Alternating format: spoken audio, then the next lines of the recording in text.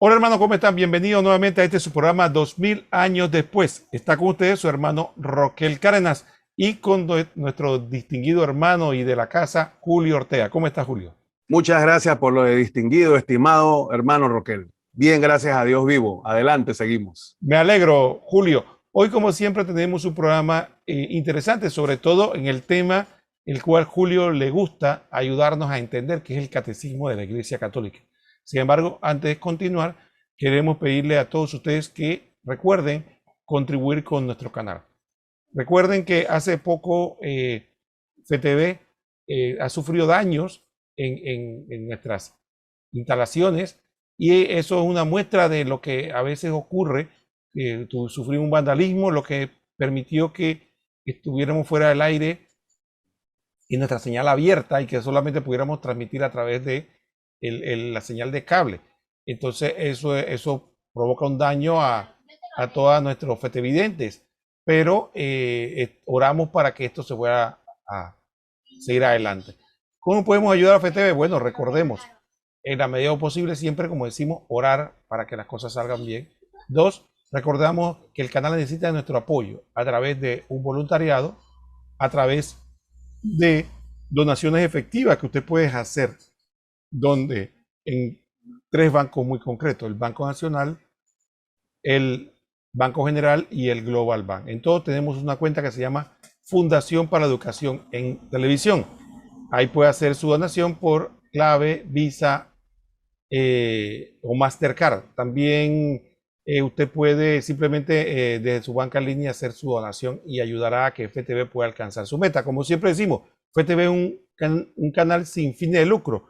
Alguno que otro patrocinador que usted ve en la programación no fundamenta los gastos del canal ni tampoco tiene fines de enriquecer a nadie, sino simplemente sostener la operación para que podamos continuar con la evangelización. Como se ha dicho siempre, un axioma católico que ya se ha hecho clásico: el evangelio es gratis, pero la evangelización cuesta. Tener los medios para llegar a todos ustedes siempre ha costado dinero y para eso generalmente pedimos donaciones para poder llegar a todos los panameños. Dicho esto, a ver, don Julio, cuéntenos qué nos tiene preparado para el día de hoy. Bueno, seguimos, gracias Roquel. Seguimos con la secuencia sobre las características de la fe, que en varios programas hemos estado pues revisando, reflexionando un poquito, profundizando.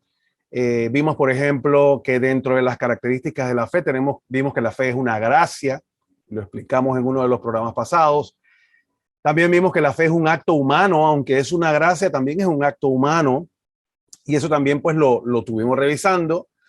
Y luego vimos que la fe, la conexión entre la fe y la inteligencia, que a veces es un tema que fue el último programa que conversamos, pues es un tema que siempre queda como la duda, dice, oye, pero es que la fe como que eso es algo como que ciego y que la persona que tiene fe no es inteligente o no piensa o no razón, y nos dimos cuenta que es todo lo contrario, ¿verdad? Al contrario, se nos exige usar la razón para poder pues conectar con la fe. Y el tema que queremos abordar hoy, continuando pues en el catecismo, es el numeral 160, que es la libertad de la fe. Y procedo a leerlo, Roquel, y de pronto conversamos un poquito acerca de eso. Y es interesante este numeral. Dice: el hombre al creer debe responder voluntariamente a Dios. Nadie debe ser obligado contra su voluntad a abrazar la fe. Dice, en efecto, el acto de fe es voluntario por su propia naturaleza. Y luego nos cita el catecismo, pues un extracto de la Dignitatis Humanae, que es uno de los documentos del Concilio Vaticano II que habla sobre la libertad religiosa. Así que yo creo, Roquel, para pasarte la palabra y empezar esta conversación, bueno, definitivamente que la fe es un acto voluntario, pero a mí me parece, Roquel, no sé tú qué piensas, que cuando en el mundo que vivimos actualmente, cuando te dicen que algo es voluntario, resulta que no es obligatorio. No sé si tú... Entonces ahí tenemos, entonces, y como no es obligatorio, no es importante. ¿Tú qué piensas de eso, Roquel? Creo que has empezado de manera interesante. Yo tengo otra idea de conversar, pero has empezado, creo que en el meollo del asunto. Si, por ejemplo, distinguido evidente, a usted le dijeran, bueno, miren, para mañana los niños que van a la escuela, sus niños, tienen que ir vestidos de color rojo, pero es voluntario. Exactamente, usted traduce en su mente la palabra voluntario como no obligatorio. Usted dice, no, que se vayan con el uniforme y ahí nada pasó, ¿no? Y efectivamente, exactamente, Julio, creo que has dado en el clavo. La gente entiende la acepción voluntario como algo que yo puedo hacer o no hacer y no pasa nada. Como decimos, como dicen los pelados ahora, ¿no? No pasa nada. Entonces, efectivamente creo que es interesante explicar de que la palabra voluntario en este caso no significa opcional o no es sinónimo de opcional. Así es más, si vemos, bueno, ahora vamos a seguir analizando un poquito, pero de verdad que los evangelios son bien duros, Roquel. O sea, cuando tú lees los pasajes, que algunos de ellos los vamos a repasar aquí, pues te das cuenta que no, la cosa no es opcional. O sea, que la cosa es importante, como quien dice, Dios nos llama y no nos está llamando cualquiera. Me explico, Dios nos llama y espera una respuesta. ¿Ok? Y entonces esa respuesta la espera en o sea, en nuestra libertad. Eso es lo que quiere decir esto. O sea, que yo dentro de mi libertad dé una aceptación o una negación, abrirme o cerrarme a Dios. Y es interesante, Roquel, porque reflexionando un poquito este numeral, ponte a ver, Roquel, realmente, ¿qué podemos decir los seres humanos que es nuestro? O sea, nada, la vida nos la dio Dios, todo ha sido, todo lo que recibimos todos los días, el trabajo, la salud, ¿verdad? Pero lo único que realmente nos dejó Dios para que sea nuestro es nuestra libertad de decidir, en nuestra voluntad. Entonces, Dios nos ha dejado ese espacio para que nosotros voluntariamente le digamos sí o no a Dios, nos abramos sí o no a la voluntad de Dios. Y ahí viene la cosa interesante, ¿no? Porque, hombre, ¿cuál es la voluntad de Dios? A veces no nos gusta la voluntad de Dios porque queremos pues que se hagan las cosas a nuestra manera. Entonces, cuando no ocurre lo que queremos, entonces nos cerramos a Dios. Eso es como que la tendencia, ¿no? Y al final lo que realmente, al final lo que quiere el Señor de nosotros es que lo aceptemos en libertad porque él no le gustan los siervos, sino los amigos. A él le gustan los hijos, ¿verdad? Al siervo se le ordena, al amigo y al hijo, pues tiene otra relación. Roquel. Julio, mira, hay un tema que yo quisiera abordar y quisiera empezar, puede ser un poco controversial y no quiero profundizar en él, pero sí nos permite a nosotros aclarar. Miren, ciertamente algunos que me escuchan dirán, bueno, eso que están diciendo usted es ahora la iglesia que ha hecho esto. Ahora, pero en el pasado no. En el pasado la iglesia perseguía y obligaba a la gente que se convirtiera. Miren, hermano, la doctrina de la iglesia, esta en particular de que la conversión es voluntaria y que la fe es un acto voluntario del ser humano, ha existido desde los inicios de la iglesia. Ahora te dirán, ¿y por qué? Entonces antes se encarcelaba, se torturaba. Bueno, vamos a explicar eso. Miren, hay una cosa que tenemos que tener algo importante y es la unión que tiene el aspecto civil, el aspecto de gobierno con la fe. Vamos a poner el ejemplo. ¿Qué pasa?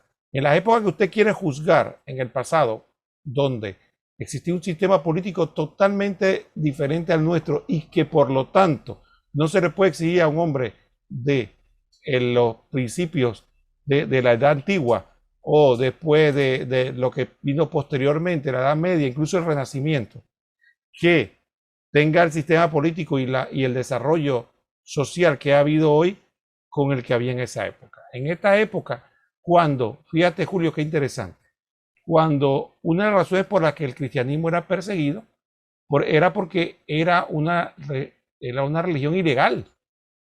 Entonces, cuando el Estado declaraba una religión ilegal, te declaraban enemigo del Estado. No había la concepción de esa libertad de culto. Digo, bueno, si no están afectando a nadie, déjalo que crean lo que le dé la gana. No, ahí el Estado regulaba eso. Y aún más, si el Estado determinaba que había una religión oficial, entonces, cuando tú atentabas contra esa religión o lo que enseña esa religión, tú te convertías en una persona que estaba dañando el tejido social. Entonces ahí donde los estados van creciendo y convierten lo que enseña el cristianismo y la iglesia como a la vez ilegal. Entonces si Julio Ortega no solo cometió un pecado que podía ser ilegal, o también atentaba contra la doctrina de la iglesia, eso se interpretaba como un atentado contra la misma integridad del Estado, porque el rey, el que gobernaba, era de esa fe. Entonces, si tú dices que la fe del rey es falsa o mala o no te de acuerdo, tú estás atentando contra el país entero. Entonces tú te convertías en un enemigo del Estado y se hacía esa asociación. Entonces agarraban a esta persona y lo ponían preso. ¿Por qué? Por la razón. ¿Para qué? Para que se enmendara. Pero ya era un asunto penal civil. Miren lo interesante de esto. Julio, fíjate esto.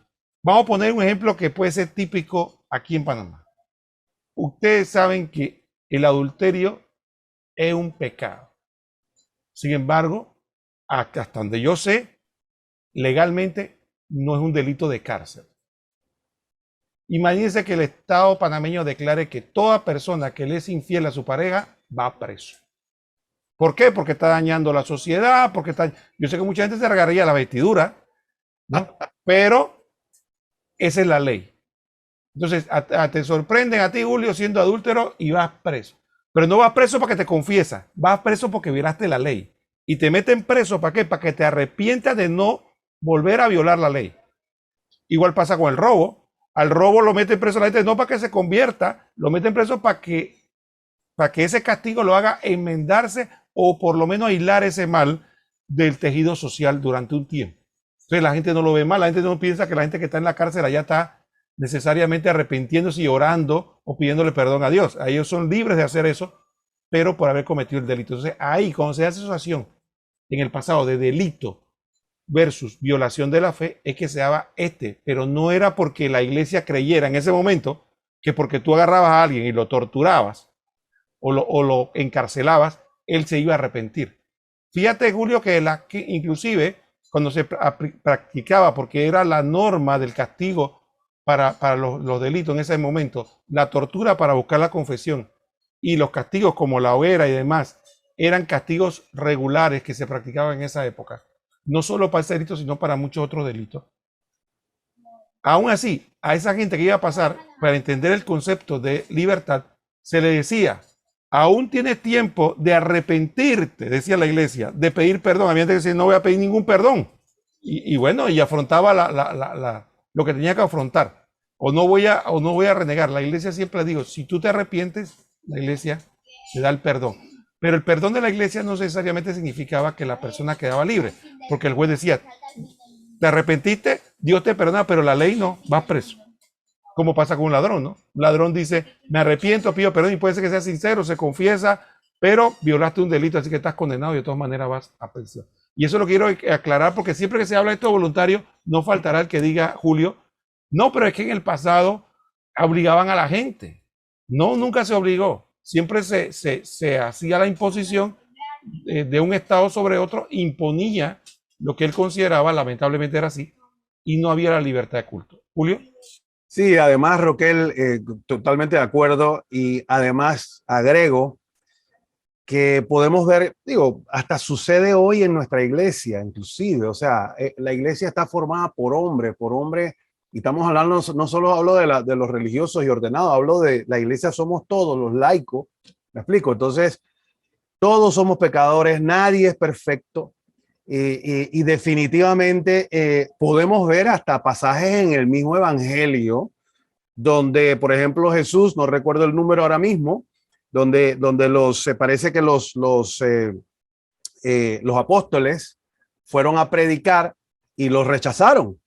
Entonces fueron donde Jesús y le dijeron, que Jesús, baja fuego y destruye a todos esos tipos que no, me explico, como que dice, porque no nos aceptaron en la fe no la aceptaron. Entonces Jesús dijo que no, que cógelo con calma y hubo diferentes pasajes en lo que él hablaba, por ejemplo, como el de el trigo y la cizaña, etcétera, porque el Señor es paciente con nosotros y no quiere precisamente imponernos cosas. Roquel.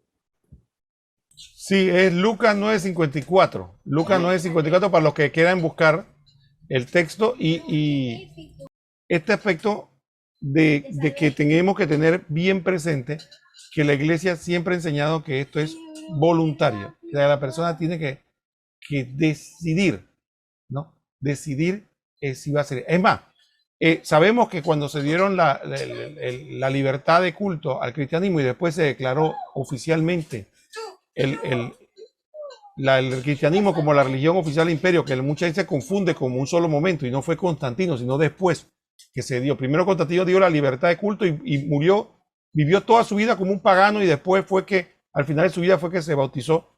Entonces, fue mucho después. De hecho, hubo hasta un retroceso en la historia, es interesante, eso lo estudiamos con Arnulfo, pero lo importante es que incluso en esa época la gente se bautizaba en masa, pero muchos no siguieron a Cristo, nada más se bautizaron como un rito donde ya yo voy a estar bien con el Estado, ya yo soy cristiano y vivo, pero vivir, creer en las cosas, y eso lo podemos ver nosotros en esta sociedad.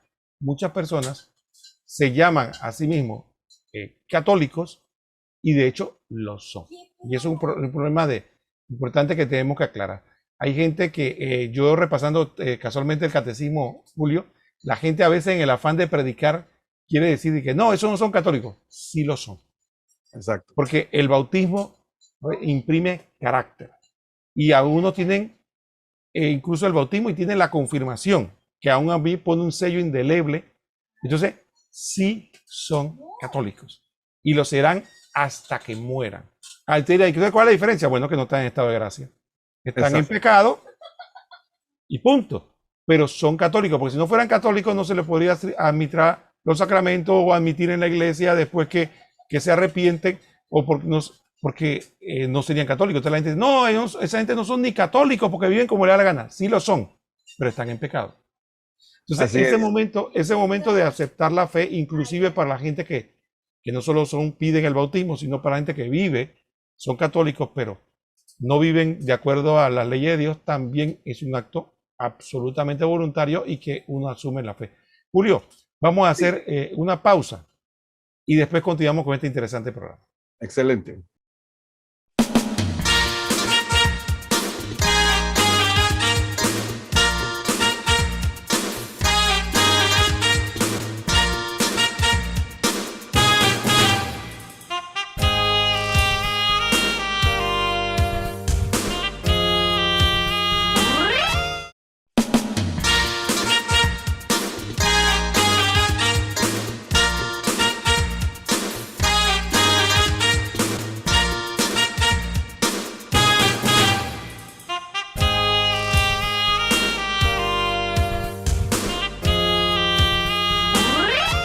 Muy bien, hermanos, estamos de vuelta en el segundo segmento de este programa interesantísimo, 2000 años después. Y estamos con el tema de el catecismo, que nos habla que la fe es un acto voluntario. Y entramos a hablar primero de lo que muy bien Julio nos explicó, que voluntario en este caso se refiere a opcional, que me pareció genial la acotación. El otro aspecto también que estuvimos hablando es de la libertad de que el ser humano tiene. Siempre ha tenido dada por Dios, inclusive en otros momentos de la historia, siempre ha sido así. La diferencia es que no estaba clara la concepción de libertad de culto. Entonces, el otro aspecto que creo que, Julio, a mí me gustaría explorar y preguntarte sobre este tema. Ok, ¿qué piensas tú de la educación de los niños? ¿Tú piensas que es correcto que, por ejemplo, yo te diga, tú agarras a tus hijos y le digas, bueno, mira. Vamos a rezar, y el pelado diga no, y tú dices, bueno, te voy a dar una rejera para que rece. O después dice, bueno, y entonces, hey, te vi en la misa distraído, así que rejo contigo también. Esa sería la forma de educar al muchacho para que, o de esa forma con el rejo va a adquirir la fe? Bueno, yo no soy experto en cosas de pedagógicas y pediátricas, etcétera, pero sí te digo algo, yo creo que tú y yo venimos de esta generación donde tenías que chiflar la chancleta porque venía volando, o el frasco, o el Martín Moreno, o sea, o la varita en el interior. O sea, digo, yo hace muchos años, cuando empecé en el rol de padre, yo me puse a leer muchas cosas y lo único que me di cuenta es que tenemos una gran responsabilidad los padres, Roquel, y que cada vez que nosotros tenemos que reprender de alguna manera, quizás más allá de lo que consideremos aceptable a nuestros hijos, es que nosotros hemos fallado como padres. ¿Me explico? O sea, ese ha sido mi forma de pensar, porque si tú tratas de educar a tus hijos y prepararlos para cuando ellos crezcan, pues salgan a la vida y sean personas de bien, definitivamente que el trabajo hay que hacerlo. Y si tienes debilidades como padre, porque no tienes las habilidades de conversar, de comunicación, que bueno, tú sabes que esto de la cosa de ser padre cae del cielo casi, ¿no? Pues toca corregir, lo que él toca corregir, y nosotros lo vemos hasta en los evangelios, en la Biblia se ve la corrección, habla de corrección. Entonces, yo sí creo que es importante y creo que esta sociedad se ha relajado un poco con eso, y ya estamos viendo los resultados muchas veces, ¿no? Yo sí y considero que no soy experto en la materia, pero considero que los altos índices de suicidios de jóvenes en el mundo tienen que ver mucho con esta falta de orientación, esta falta de dirección, esta falta de apoyo, porque el papá no es amigo, el papá es papá. ¿Me explico? Entonces tú tienes que, el niño necesita ese rol, necesita esa figura de papá y de mamá. ¿Me explico? Entonces tenemos una gran responsabilidad y yo recuerdo una frase que me decían mis padres cuando estaba chico: esto me va a doler más a mí que a ti.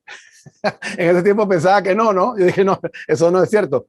También me decían, esto me lo vas a agradecer cuando seas grande, ¿verdad? Y yo sí creo que tenemos esa responsabilidad. No tenemos que participar en concursos de popularidad con nuestros hijos. Usted no vino aquí, que eso es una cosa que está pasando con los hogares separados, Roquel, de que el papá, cuando los hijos van del papá, que están divorciados, pues separados, son Disneylandia, entonces ¿a quién le toca? A la mamá corregir, pero la mamá no quiere ser la mala.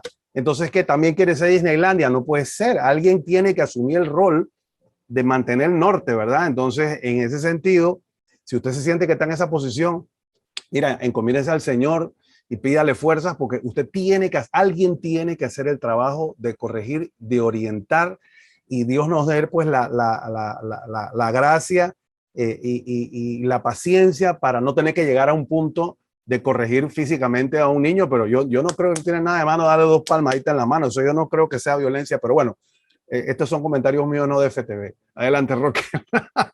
Julio, pero vamos al otro extremo. Yo sé que sí tengo un comentario equilibrado, pero yo quiero irme al otro extremo, porque estamos hablando de libertad, ¿no? Entonces, tú sabes de esos papás que son tan modernos. Dice, mira, lo que pasa es que yo quiero darle libertad a mis hijos. Y a mí me es transparente si ellos son ateos o católicos o no. Es más, yo voy a esperar, ni los voy a bautizar ni los voy a llevar a la iglesia, porque yo creo que ellos sean libres. Y entonces, mejor que... Y ahora que Julio está hablando de la libertad de la fe, eso refuerza más lo que yo estoy pensando. ¿Qué tú piensas? ¿Qué tú le dirías a este fetevidente imaginario que te diga eso? Bueno, definitivamente que no podemos caer, no quiero sonar duro, pero a veces esa palabra suena más duro de lo que realmente es, porque la ignorancia sencillamente es falta de conocimiento, no es un insulto, ¿verdad? Y yo soy ignorante en muchas cosas y Roquel es ignorante en muchas cosas, ¿verdad? Pero yo sí le digo una cosa: si usted le dejaría en la libertad que su hijo decida agarrar un cuchillo y jugar con otro cuchillo con otro niño? No, ¿verdad? ¿Por qué no lo hace? Si déjelo en libertad, si usted lo ama. usted lo ama. No, precisamente porque usted lo ama, usted quiere que no le pase un daño, que le vaya bien, que no vaya a sufrir, ¿verdad? Entonces uno tiene que cuidarlo y orientarlo. Igual pasa con la fe. O sea, si usted, fetevidente, estoy convencido que es así. Usted es un católico practicante. Yo voy a responder por los fetevidentes, Roquel. Para mí este es un tema precisamente como estamos hablando, un tema de vida o muerte. O sea, esto es exactamente el ejemplo como que yo dije que mis hijos jueguen en la calle, que mis hijos que son menores de edad agarren el carro y hagan lo que les dé la gana.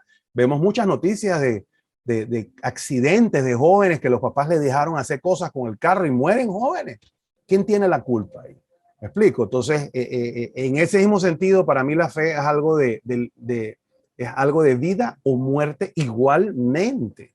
Igualmente, y vuelvo y reitero el caso de estos suicidios a nivel mundial, estos índices de suicidios de jóvenes. O sea, ¿cómo que un joven se va a suicidar? ¿Por qué? Si tienen toda la vida por delante.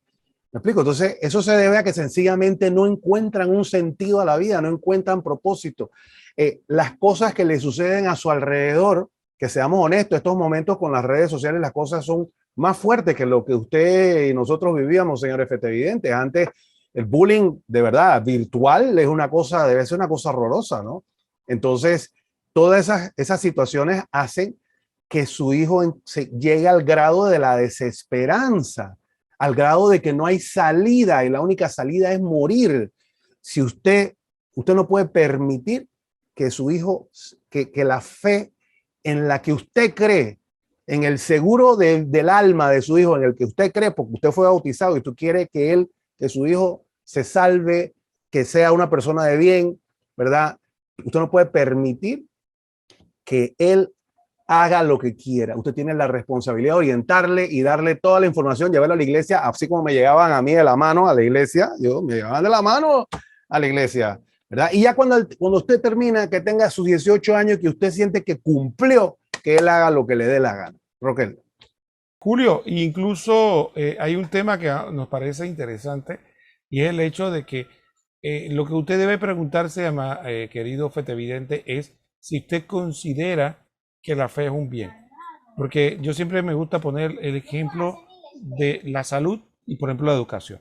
Usted en la educación, ustedes saben que muy pocos niños, no digo que no habrá, pero muy pocos niños quieren ir a la escuela y estudiar. Ni ir, y mucho menos estudiar. Pararse temprano, bañarse con frío en la mañana, tener que ir allá, hacer deberes, pero es mejor jugar. Sin embargo, ¿qué hace usted? Tenerle pregunta. Va contra su voluntad. ¿Por qué? Porque considera que es un bien. Sin embargo, sabe que gran parte de la situación es tratar de convencerlo de que es lo mejor para él. Igual pasa, aquí el niño, ahora que hay vacunas, por ejemplo, de diversos tipos que tienen que ponerle a los niños, ¿qué niño va contento a qué? Nada más de pensar que va para allá, hay unos que se aterran y empiezan a gritar, nada más de pensar que cuando va a llegar al lugar donde los inyectables. Pero ¿qué usted hace? Si es para el bien, usted sabe que va a ser un sufrimiento, que va a tener problemas, va a tener situación, pero usted lo hace a toda costa porque él considera un bien. El problema con nosotros que volvemos a lo que cuando iniciamos, Julio nos dijo muy bien que pensamos que la fe es algo opcional, como comprarle, bueno, ¿qué suéter le compro, ¿no? O qué vestido le compro, azul o verde. Entonces, como que cualquiera de los dos está bien, pues no hay problema. Entonces pensamos que la fe es igual, que la fe es opcional. Sin embargo, igual que pasa en estos casos, hay dos elementos importantes que hay que hacer en libertad, porque salvaguardar la libertad debe ser educada, porque imagínense un ciudadano que piensa que libertad es hacer lo que quiera, pasarse la luz roja, ¿no? Quitarle, entrar a un restaurante, comer sin pagar, ¿no? Hacer su necesidad en cualquier lado. Dice, no, yo soy libre. Dice, no, eso no es la libertad. Y te llevan, te pagas las consecuencias. Dice, pero no es que yo era libre. Ah, no, pero es que la libertad tiene que ser educada, ¿no? Entonces, tú sí eres libre, pero tienes que conocer y educar qué es la libertad y que hay límites y todo lo demás. Primero. Segundo, el ejemplo. Nosotros no podemos transmitir la fe sino a través del ejemplo. Efectivamente, es muy difícil transmitir la fe diciéndole a usted, a sus hijos que vayan a misa y usted nunca va a la misa. O que usted va a la misa y se duerme. Entonces dice, oye, pero ponga atención, pero papá, tú te duermes, allá yo estoy grande, ya yo sé. Vaya a la primera comunión, usted que no sabe, vaya usted, pero yo pasé por eso. Entonces, ¿usted qué le da? Le da la mentalidad al hijo de que, bueno, es una cosa como pasar. Después que yo paso eso, no quiero saber más nada. Y finalmente, creo que es importante también aprender que en el asunto de la fe, aparte del ejemplo, la educación, el ejemplo, el reforzamiento positivo. Muchos de nosotros si nosotros vemos que nuestros hijos tienen actitudes buenas con respecto a la fe y los premiamos, los alabamos, les reconocemos, el hacer eso, eso también ayuda mucho, porque el reconocimiento de los padres ayuda a que lo fortalezca el comportamiento. Entonces todo eso, pero muchas veces no hacemos eso probablemente en otras cosas, pero como la fe no le damos importancia, entonces venimos con excusas. A mí me gusta decir que ignorancia, excusas de que no, en eso de religión yo no me meto, o en eso de...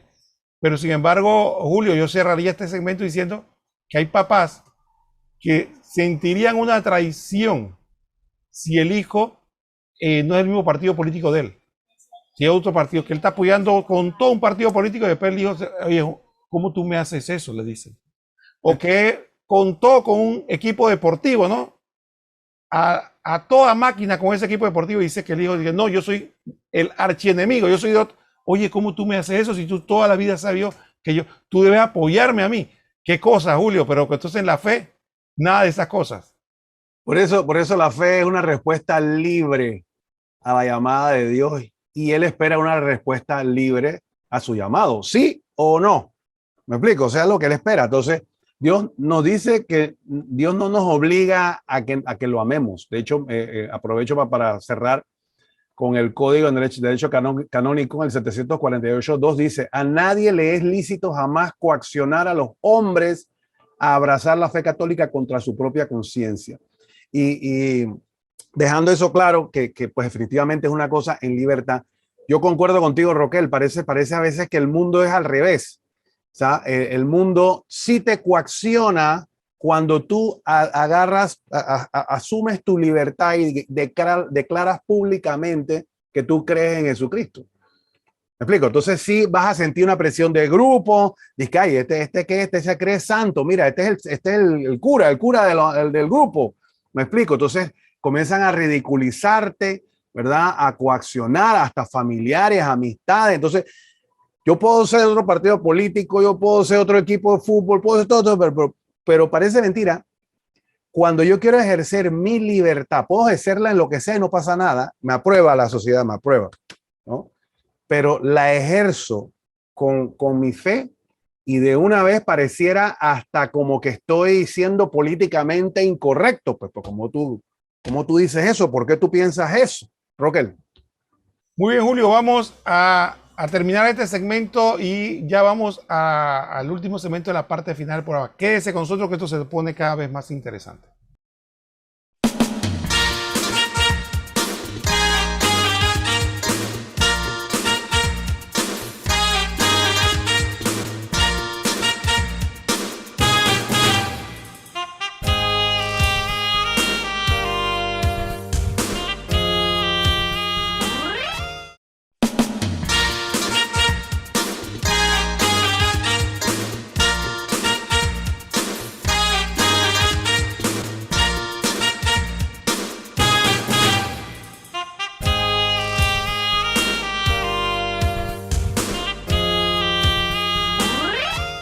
Muy bien, hermanos, estamos de vuelta en su programa 2000 años después con este tema interesantísimo sobre la fe.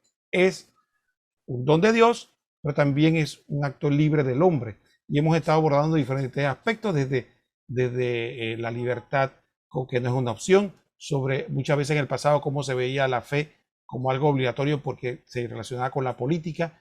También hemos visto el tema de la educación, el tema de la educación con los niños, la educación con los adultos. Y también hemos visto algunos aspectos de índole social, de cómo la gente se comporta con respecto a la fe, ¿no? A veces algunos toman actitudes muy light de que me da lo mismo si tienen fe o no, y hay otros que toman actitudes como dijo Julio, como que no es políticamente correcto el hecho de que tenga fe. Abordando todos estos temas para que vean lo breve de un numeral, vamos a pedirle a Julio que continuemos porque hay otro aspecto que quedó pendiente del último tema. Sí, bueno, finalizando el 160, dice el numeral, ciertamente Dios llama a los hombres a servirle en espíritu y en verdad.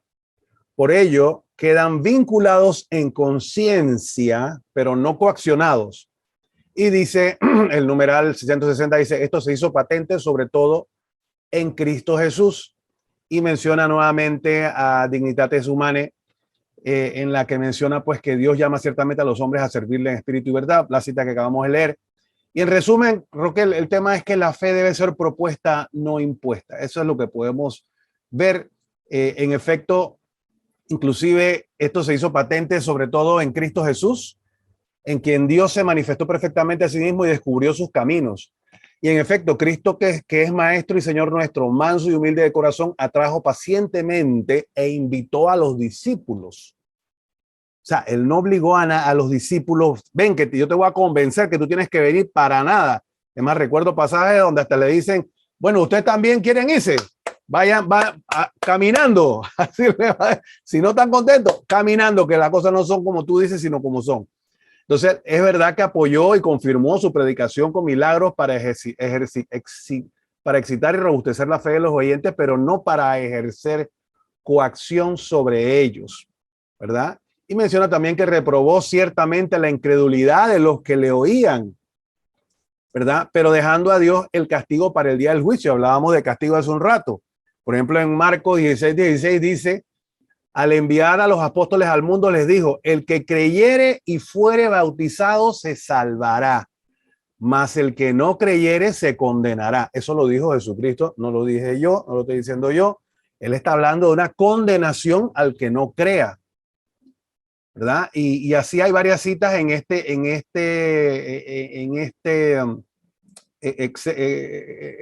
extracto de la Dignitates Humanae que menciona varios pasajes del Evangelio, que por ejemplo otro interesante en Marcos 10:45 vemos que Jesús, renunciando a ser Mesías político y dominador por la fuerza, prefirió llamarse Hijo del Hombre, que ha venido a servir y dar su vida para la redención de muchos.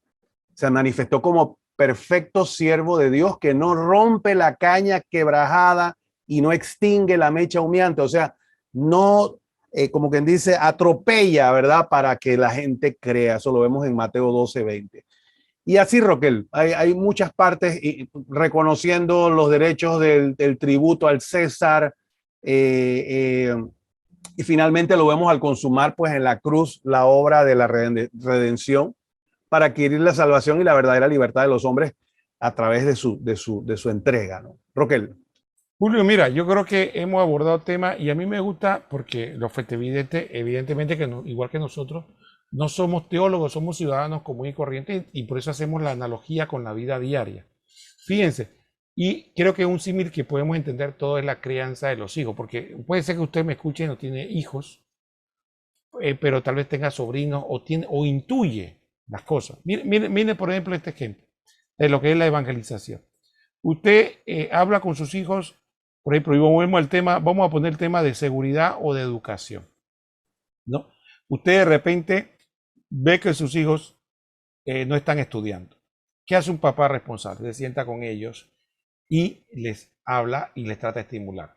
Pero eso no quita el hecho que otro día, oye, no está funcionando, te sientas, mira, hijo, si tú no estudias va a pasar esto, esto, esto y esto. Entonces, oye, qué papá más duro, él no confía en el futuro de sus hijos, ¿por qué? Entonces dice, oye, pero si está más que probado que no puede haber excepciones de personas que no estudiaron nada y llegaron al éxito, pero la gran mayoría de la gente va a requerir de estudio y prepararse para poder defenderse en esta vida. Entonces, usted no va a agarrar la excepción de una persona que no estudió y entonces tuvo éxito y decir, bueno, yo voy a hacer eso, ¿no? Sino que dice que estudie y demuestra lo que le puede pasar si no estudia. Entonces, nadie dice que eso fue chantaje, coacción o que le faltó amor. Igual pasa, usted le enseña a su hijo a manejar y usted ve que su hijo empieza a llegar tomado manejando. Usted no le va a simplemente a decir, mira, hijo, tú debes ser un ciudadano ejemplar, tú debes ser modelo. Le va a decir, mira, si tú sigues manejando de esta manera, te vas a matar. Vas a dañar el carro, vas a perder una pierna. tú no entiendes que eso es, aparte que es ilegal, te puedes quedar preso, pues me puede quitar la licencia. Ay, qué papá más duro, ¿por qué le hablas así? Todo el mundo lo va a ver normal, dice, pero si que está diciéndole la verdad. Entonces, ¿por qué cuando la gente dice, mire, hermano, si usted no busca el camino de Dios, se puede ir al infierno? Ay, pero ¿por qué hablas así? Si lo que tienes que hablar es del amor, porque hay que hablar de la responsabilidad también. Entonces, ¿por qué en un aspecto de la educación se ve clarito y en el aspecto de la evangelización lo ven como que no, eso no es correcto, no es el modo de evangelizar, es chantaje, no es el amor? Yo pienso que es una falacia. Julio. Así mismo es, Roquel. Yo creo que eh, apoyando lo que comentas con el pasaje de la cizaña que mencioné hace un rato, del trigo y la cizaña, realmente nos damos cuenta de que ese pasaje habla de una ciega, o sea, de un momento en el que se va a cortar, ¿verdad? Y lo que no sirve se va a quemar. O sea, y esto es una parábola del mismo Jesucristo. ¿Me explico? Entonces, y en donde él, todavía el Señor dice, dale chance, pues porque mira que el enemigo regó la cizaña entre el trigo. Vamos a cortar, no, porque te puedes llevar el trigo.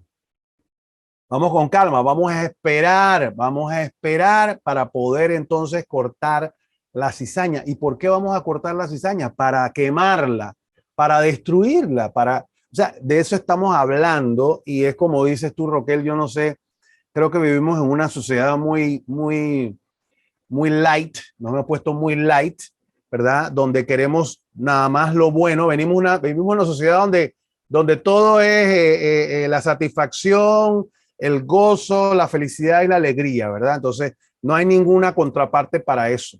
Entonces, esta sociedad light, todo es amor, todo es paz, todo es verdad y hasta lo malo no importa. ¿Me explico? Y no es así, y no es así. Vamos a tener que rendir cuentas por nuestras incluso omisiones, Roquel. Una anécdota, Julio, que creo que las anécdotas les puede gustar. Mira, Julio, obviamente en años mozos, ¿no? Uno inexperto y cosas. Una muchacha muy bonita. Dice, cuando un hombre dice que una muchacha muy bonita, cada hombre se imagina La suya. la suya, ¿no? Pero una muchacha muy bonita, y yo estaba, tú te puedes imaginar, caído, ¿no? Entonces la muchacha me estaba llevando en el carro, ¿no? Y yo caído y fascinado que la muchacha me estaba llevando, ¿no? Entonces la muchacha parece ser que iba por un camino y de repente se encontró un tranque, ¿no? Y entonces yo digo, oiga, no hombre, mira, sí, pues es que hay un tranque porque hay, pero mejor no hubiéramos ido por otro lado y allá hubiéramos evitado el tranque. Ella me miró y me dice, pero me hubieras dicho. Entonces yo me quedé pensando, yo no me atreví a contradecirla porque yo pensé que si la contradecía, ella no iba a estar muy contenta conmigo. Yo quería complacerla en todo. Entonces, después ella me miró y pero me hubieras dicho, ¿por qué no me dijiste? Ahora mira el tranque que tenemos. Lección aprendida. No. Si te quedas callado, si no dices, entonces tú eres corresponsable de las consecuencias. Entonces, hay una situación que usted dirá, bueno, no, lo que pasa es que yo no voy a decir nada porque entonces mi ejemplo es que va a hablar. No, porque si usted no dice, usted se hace cómplice. Cómplice. Imagínate que Julio, gran amigo mío, y yo sé que él necesita comprar, por ejemplo, por decir un nombre, una guitarra. Y él me dijo, Roque, yo necesito tal guitarra, así, así, y yo me di cuenta que la están vendiendo a un superprecio y yo me quedo callado. Y dice Julio, oye, pero tú no eres amigo mío, porque no, es que yo me quise meter en tu vida porque yo no sabía si yo tenías plata, yo no sabía si tú sabes, ¿no? Si tú todavía estabas interesado, si la habías comprado, y yo no me quise meter porque no quería incomodarte. Y yo, oye, ¿qué clase de amigo? Deja que yo decida. Debiste haberme dicho.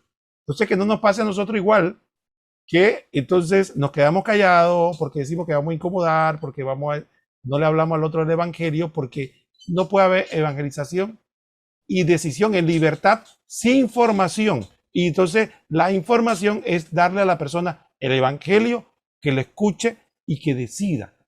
No se trata de quedarse callado y que, bueno, la libertad es que cada quien haga, sálvese quien pueda, como pasa en lotería, ¿no? No, la fe no es así, la fe hay que informarla para compartirla. Julio. Y el amor, el verdadero amor es el que mostró nuestro Señor Jesucristo en la cruz, muriendo por nosotros. O sea, Él no vino a pasarla chévere y rico porque qué cosa, ¿no? Él vino a morir. Entonces, si el ejemplo que tenemos es a Jesucristo, que murió por nosotros en la cruz, que no nos merecemos eso, ¿ok? Y que usted está dispuesto a hacer algo así por su hijo, ¿me explico? De la misma manera, o sea, nosotros tenemos la responsabilidad de, pues, de decir, de no ser, de decir cuando pensamos que algo está mal, y hasta la Biblia nos lo dice, nos da la forma de corrección fraterna, tampoco ahora es, porque a veces también nos pasamos, Roquel, a veces nos volvemos fariseos, ese es el otro extremo, me explico. Entonces hay que encontrar el momento y la forma, pero no podemos hacernos cómplices, como dices tú, y tenemos que tener valor de decir abiertamente en lo que creemos y tener la capacidad de explicar por qué creemos eso, por qué creemos en Jesucristo. Y por eso usted ve estos espacios y nosotros, pues Roquel y yo nos ponemos en este y los demás invitados igual de este programa, porque es importante que usted pueda explicar por qué usted cree en esto y no quedarse callado, porque yo quiero mantener la cosa en paz. Yo le digo, ese tema del amor, Roquel, es un tema serio porque la gente cree que el amor es todo caramelo y el amor es duro, el amor corrige, el amor disciplina, el amor se sacrifica, el amor es doloroso. ¿Me explico? Entonces, no podemos desaparecer esa parte tan importante, creo que es la más valiosa del amor, Roquel.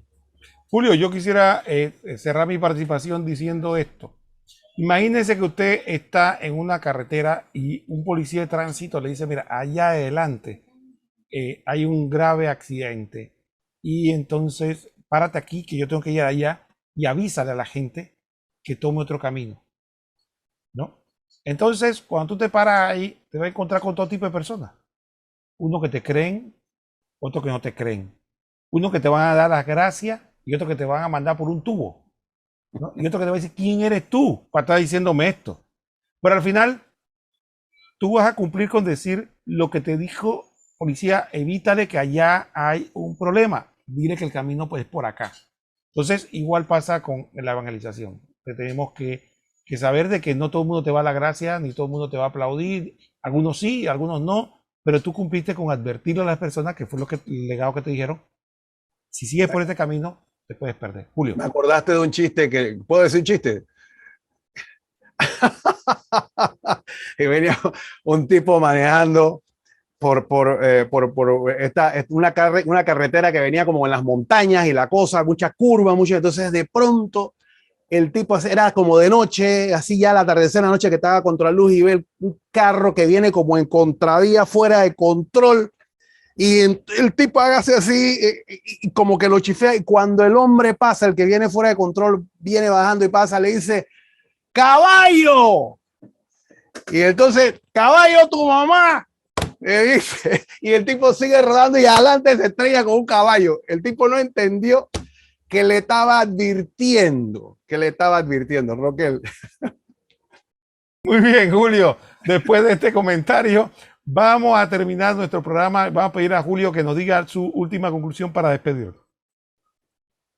Así es, Roquel. Bueno, yo creo que sencillamente lo importante es saber que la libertad no es hacer lo que me da la gana, y que cuando el Señor nos pone la libertad de elegir, eso es fe. ¿Tenemos fe en Jesucristo o no tenemos fe? Cuando usted dice, sí, Señor, yo me falta información, pero con lo que me has mostrado, yo creo, y creo que tú eres el Mesías, tú eres el Rey del universo, ¿verdad? Entonces te pones en tus manos y aceptas su voluntad. Yo creo que esa es la respuesta que espera, pues, Dios de nosotros, ¿verdad? Igual estamos en libertad de decir que no y que no le creemos. Adelante, Roquel. Muy bien, Julio. Muchísimas gracias por compartir con nosotros y ha sido interesantísimo todos estos programas. Miren, una de las cosas que Julio y yo comentábamos tras bastidores, de que el catecismo es tan rico que en estos programas básicamente estamos comentando un numeral por programa. Así que para que vean la riqueza de esto, y lo importante, hermanos, es conocer lo rico de nuestra fe. Ha sido un verdadero privilegio estar con ustedes. Gracias, Julio, por acompañarnos, y a todos ustedes, Fe Televidentes, por estar con nosotros. y le decimos que nos vemos próximamente aquí en este mismo canal en otro programa 2000 años después. Que el Señor los bendiga a todos.